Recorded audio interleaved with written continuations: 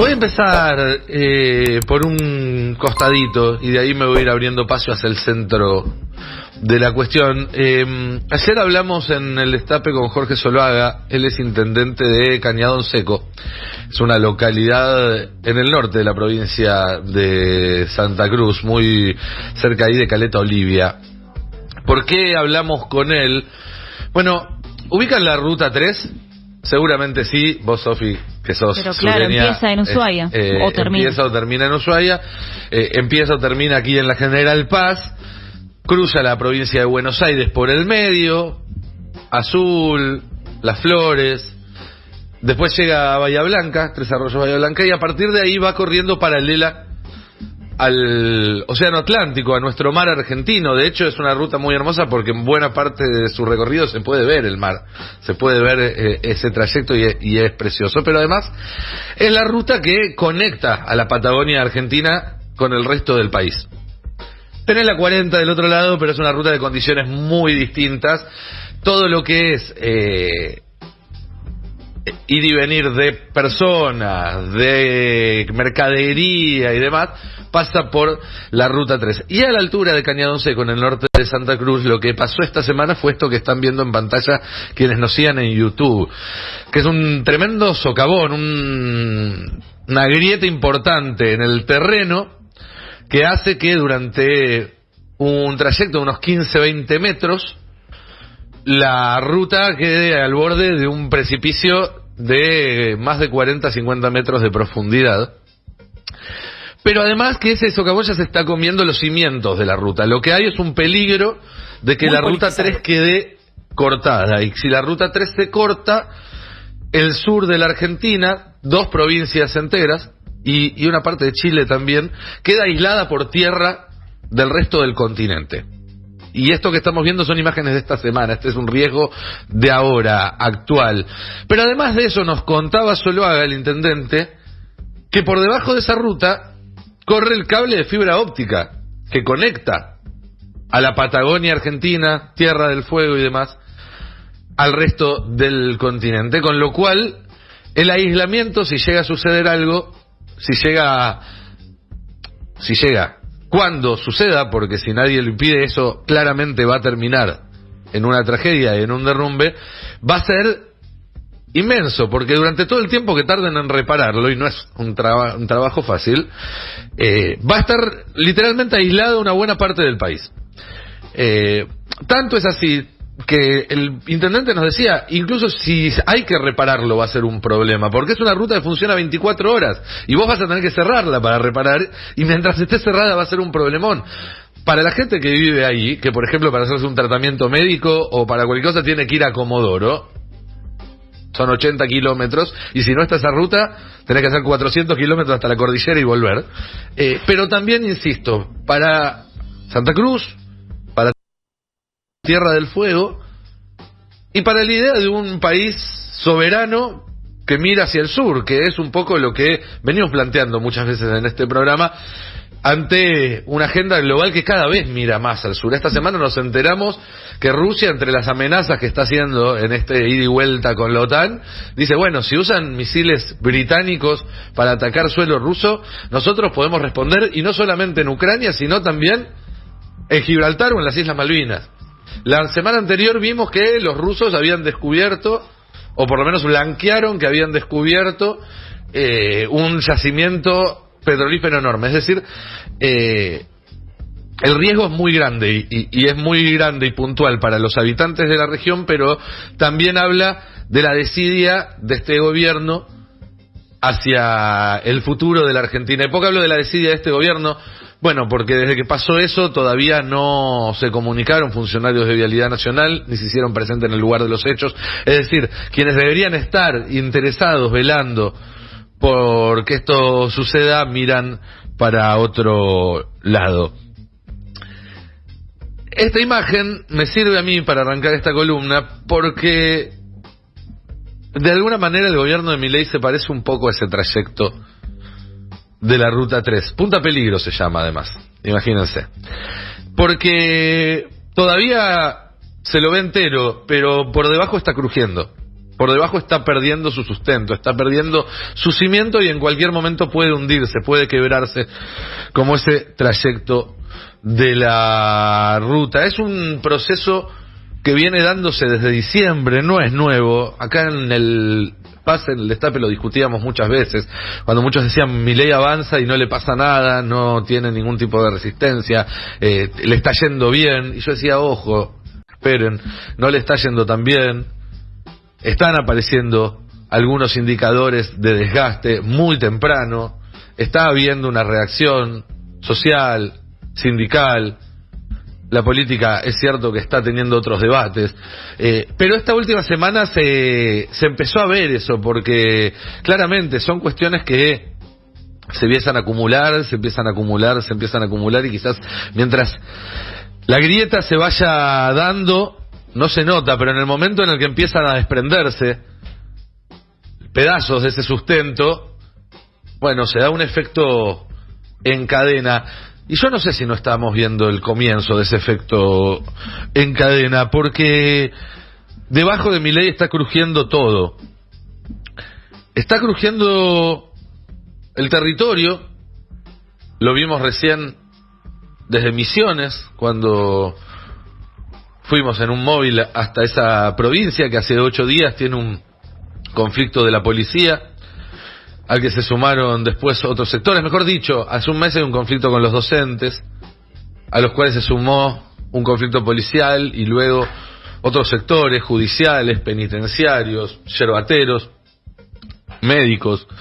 No casualmente casi todos sectores que dependen del Estado, porque sí, claro, son el hilo más fino, son donde primero pegó el ajuste del gobierno, y que se está desparramando por todo el territorio nacional, aunque las imágenes lleguen a cuentagotas, aunque no nos lo cuenten en los canales de televisión ni en los portales más importantes, pero está habiendo conflictos similares, aunque de menor intensidad todavía. En Salta está habiendo conflictos similares, aunque de menor intensidad todavía. En Catamarca está habiendo conflictos similares, aunque de menor intensidad. En Mendoza está habiendo conflictos de una intensidad, yo diría, creciente en Neuquén. Con estas temperaturas y estas tarifas es inevitable, es cuestión de tiempo, es cuestión de días a que empiece a haber conflictos también en el sur del país.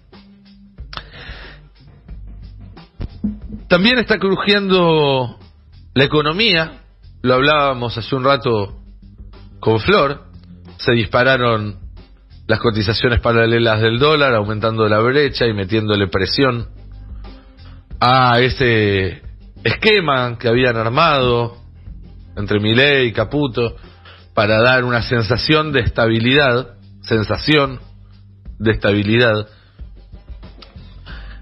y eso pone en riesgo el superávit, pone en riesgo la baja de la inflación, cada uno de los resultados económicos, de los magros resultados económicos financieros que estaba mostrando este gobierno y que le permitía maquillar hasta ahí los desmanejos en la economía real.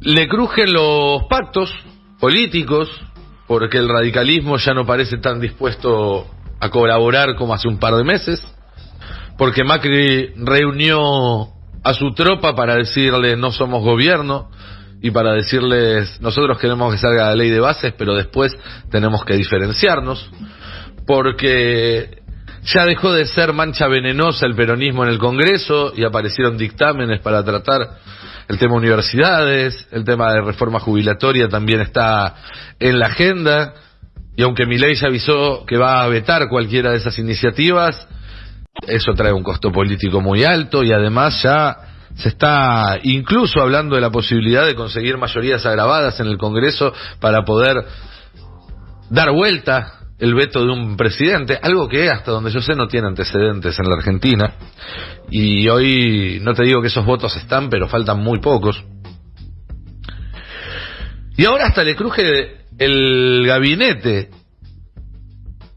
porque Milei puso en duda la continuidad prácticamente de todos los funcionarios.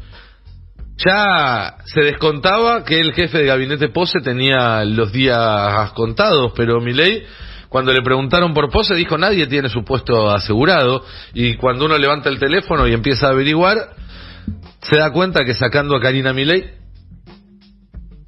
sacando a Sandra Petovelo, es decir, a las dos personas responsables de la integridad mental del presidente, porque a eso se dedican además de su tarea en el gobierno, el resto de los nombres en el gabinete están en dudas. Bueno, podemos sacar a Santiago Caputo también, pero es un asesor, no tiene un lugar en el gabinete.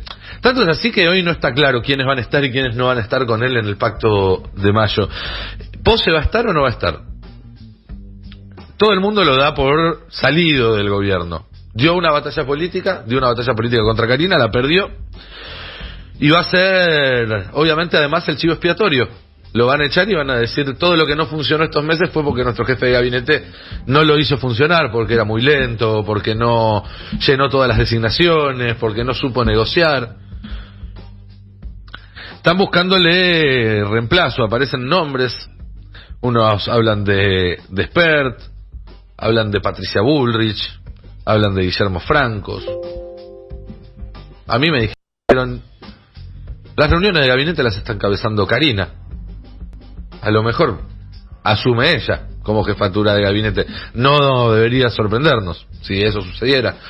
O a lo mejor no asume ella, pero sí alguien de su estrechísima confianza. Por caso, Lule Menem, otro de los nombres que circulaba en estas horas en la Casa Rosada.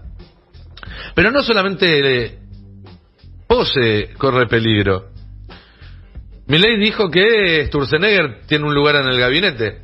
El periodista que lo entrevistaba no le repreguntó cuál, lo cual, si fuera un alumno de primer año de periodismo, le hubiera significado una reprobación.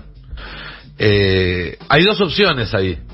Una es que reemplace a Diana Mondino en la Cancillería. Sabemos que a Mondino la vienen caminando hace rato. Ella también, digamos todo, hace sus méritos para que la corran. Y la larga fila de postulantes en reemplazarla, entre quienes está Federico Pinedo el Breve, entre quienes está el Pichichi Scioli. Ahora se suma también la posibilidad de que asuma Sturzenegger. La otra opción es que asuma por Caputo, un Caputo que aparece muy golpeado después de esta semana en la cual hubo una pequeña corrida del dólar, pero también siguieron apareciendo números muy negativos para la llamada economía real. Pero además, el problema de Caputo, en este momento, cuando las papas empiezan a quemar, es que él, que es un taur, es un timbero, no es un economista teórico de formación, como sí lo puede ser Sturzenegger, podrás rendir toda la pleitesía que quiera a la ortodoxia, pero insisto, cuando las papas empiezan a quemar y es su culo lo que está en juego, va a ser todo el heterodoxo que tenga que ser.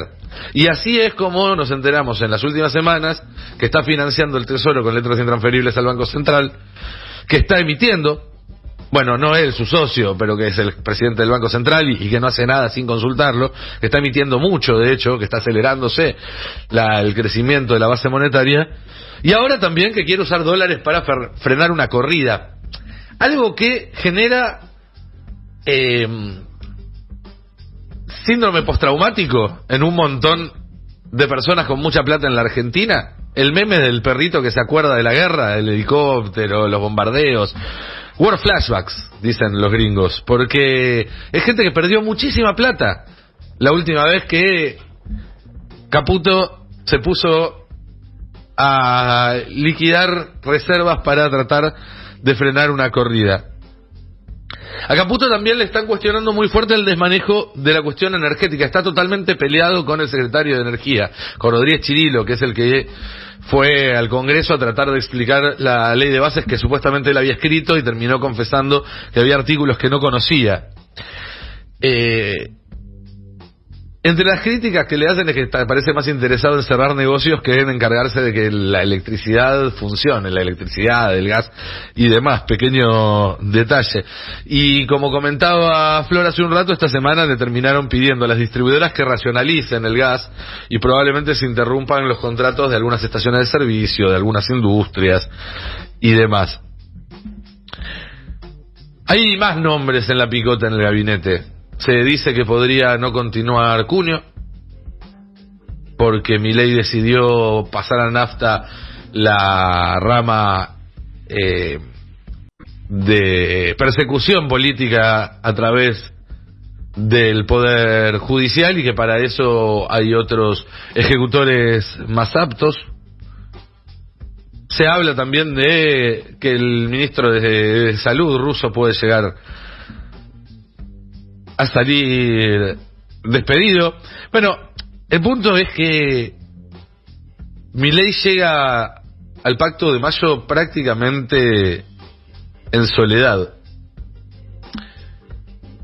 y con todo crujiendo debajo de sus pies, y para peor está montado en una estructura tan precaria donde cada movimiento en una de esas patas repercute en las otras, no están aisladas, que es lo que sucede en la arquitectura en zonas sísmicas, digamos, que se construye con columnas, con estructuras que no transmiten movimiento unas a las otras para evitar que la inestabilidad se contagie rápidamente. Bueno, Milei no pudo construir algo así porque está sostenido única y puramente en el envión de un triunfo electoral y en lo que dure su popularidad, una popularidad que a todas luces está empezando a flaquear. Si la duda era cuando marchaba la CGT en diciembre o en enero, cuando había cacerolazos en el verano, si entre los que caceroleaban en varios puntos de la República Argentina había votantes de Milei o era solamente una expresión de ese 44% que se había quedado afuera, si la misma duda, un poco más grande, se repitió cuando fue la marcha del 24 de marzo o la marcha universitaria, y dijimos, pero acá entre todos estos millones de personas tiene que haber alguno que haya votado a Milei. Bueno, esa duda quedó absolutamente despejada cuando uno mira las imágenes en Misiones, la provincia o una de las provincias con mayor porcentaje de votos para Javier Milei en las elecciones, y donde hoy tenés alzados en armas a la policía, a los docentes, a la salud, a los judiciales, a los penitenciarios, a los yerbateros. No hay ninguna duda, no solo de que hay votantes de Milei entre los que protestan, sino que buena parte de los que protestan seguramente votaron a Milei, y lo mismo se va a repetir hoy en Córdoba, donde hay importantes manifestaciones contra la presencia del presidente, y a lo largo y a lo ancho de todo el país. Y a su vez decimos que la inestabilidad en una de las patas contagia a las otras. ¿Ustedes se imaginan, por ejemplo, a los senadores por Misiones en este contexto yendo a votar la ley de bases? Con la casa del gobernador que hace menos de 48 horas estuvo prácticamente sitiada por la multitud que iba a protestar. La verdad que no, que cada día que pasa corre en contra del gobierno y su intento de aprobar bases. Y a su vez, decimos, una pata se conecta con la otra. Cuanto más lejos aparece bases en el horizonte, cuanto más son las chances de que se caiga, más se va a complicar la economía, que le está diciendo en todos los idiomas posibles a Milei que necesita una señal de que puede alcanzar acuerdos, de que hay cierta estabilidad en lo que Milei propone y promete, porque si no, no van a poner un mango, y no están poniendo un mango, y el campo no está liquidando, y cuando la economía se le termine de empiojar, bueno, las alianzas internas que lo sostuvieron empresariales, financieras, políticas, también van a empezar a ir mirando para otro lado. Eso ya empezó esta semana con Mauricio Macri, que está haciendo sus propios planes para llegar al 25 y derrotar a Milei. Ya no ir en la misma boleta, ya no confluir, sino enfrentarlo y derrotarlo.